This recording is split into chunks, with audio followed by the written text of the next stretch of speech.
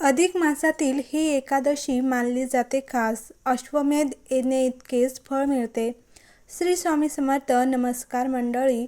27 मे ह्या दिवशी परमा एकादशी आहे. अधिक महिन्यामध्ये येणारी एकादशी खास आणि पुण्यदायी मानली जाते. ह्या एकादशीला हिंदू धर्मामध्ये विशेष महत्त्व असते. त्याचबरोबर ह्या एकादशीच्या दिवशी दान करण्याला देखील विशेष महत्त्व असते. अधिक महिन्यात कोणत्या एकादशी येत आहेत ते जाणून घेऊया. अधिक महिन्यातील एकादशीचे महत्त्व. तर अधिक महिन्यातील एकादशी खास का आहेत? तर 17 मे ते 15 जून 2026 दरम्यान अधिक मासाचा कालावधी असणार आहेत. यालाच पुरुषोत्तम मास असेही म्हटले जाते. वर्षात साधारणपणे 12 महिन्यात 24 एकादशी येतात. मात्र प्रत्येक 3 वर्षांनी 13वा महिना असल्यामुळे आणखीन 2 एकादशी वाढून एकूण 26 एकादशी होतात. यंदा ज्येष्ठ महिन्यात अधिक मास आल्याने हा महिना 30 दिवसाऐवजी 60 दिवसाचा असणार आहेत. त्यामुळे ह्या काळात अधिक मासातील 2 अत्यंत महत्त्वाच्या एकादशी येणार असून त्या अत्यंत पुण्यदायी मानल्या जातात. तर ज्येष्ठ महिन्यातील 4 एकादशी. दरवर्षी ज्येष्ठ महिन्यात 2 एकादशी असतात. तर अपरा म्हणजेच तिला अचला एकादशी ज्येष्ठ कृष्ण पक्षात येतात. निर्जला एकादशी तीही ज्येष्ठ शुक्ल पक्षात येते. मात्र यंदा 4 एकादशा येणार आहेत.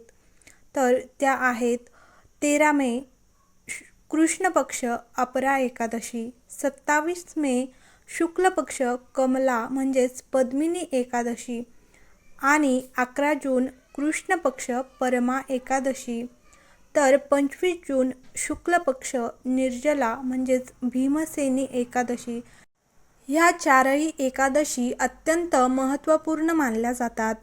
अधिक मासातील 2 विशेष महत्त्वाच्या एकादशी. तर त्या आहेत.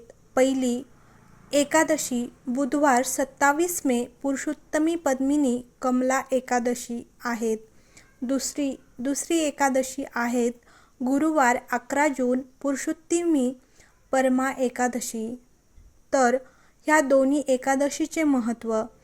परम फलदायी आणि दुर्मिळ योग. अधिक मास किंवा पुरुषोत्तम मासाचे अधिपती स्वतः भगवान विष्णू आहेत. त्यामुळे ह्या महिन्यात येणाऱ्या एकादशी सामान्य एकादशापेक्षा अनंत पटीने अधिक फलदायी मानल्या जातात. हा योग फक्त 3 वर्षातून एकदाच येत आहेत. तर एकदाच येत असल्याने आध्यात्मिक उन्नतीसाठी याचे विशेष महत्त्व आहेत. तर पद्मिनी म्हणजेच कमला एकादशीचे महत्त्व जाणून घेऊयात. तर अधिक मासातील शुक्ल पक्षातील ह्या एकादशीला पद्मिनी किंवा कमला एकादशी म्हटले जाते. ह्या दिवशी व्रत केल्याने कीर्ती, वैभव आणि संतती सुख प्राप्त होते अशी श्रद्धा आहे. हे व्रत भक्ताला वैकुंठ प्राप्तीचे अधिकारी बनवते आणि जीवनातील भौतिक दुःखे दूर करते. तसेच परमा एकादशीचे महत्त्व. तर अधिक मासातील कृष्ण पक्षातील या एकादशीला परमा एकादशी म्हटले जाते. नावाप्रमाणेच ही परम सिद्धी आणि ऐश्वर्य देणारी मानली जाते. धार्मिक मान्यतेनुसार हे व्रत विधीपूर्वक केल्यास दारिद्र्य, आर्थिक अडचणी आणि अज्ञात पापांपासून मुक्ती मिळते. तसेच अश्वमेध यज्ञाइतकेच पुण्यफळ प्राप्त होते.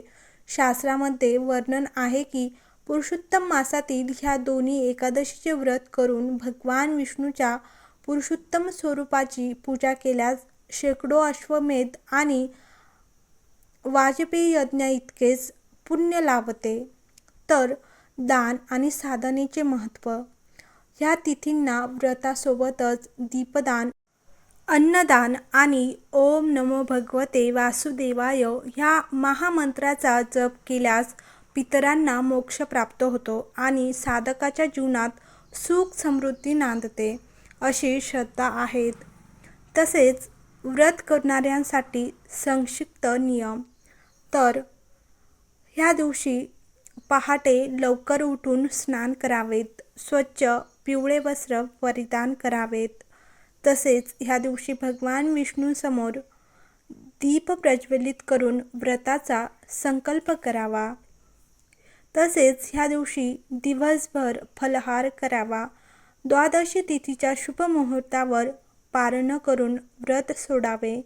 ह्या पवित्र आणि दुर्मिळ संधीचा लाभ घ्यावा आणि श्रीहरीची कृपा प्राप्त करावीत.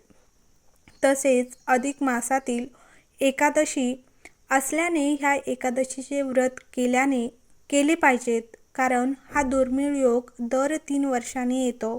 त्यामुळे यावर्षी हे व्रत नाही करता आले तर पुन्हा 3 वर्ष वाट पाहावी लागेल. श्री स्वामी समर्थ. तर व्हिडिओ आवडला असेल तर लाईक करा, शेअर करा आणि चॅनलला सबस्क्राईब करा.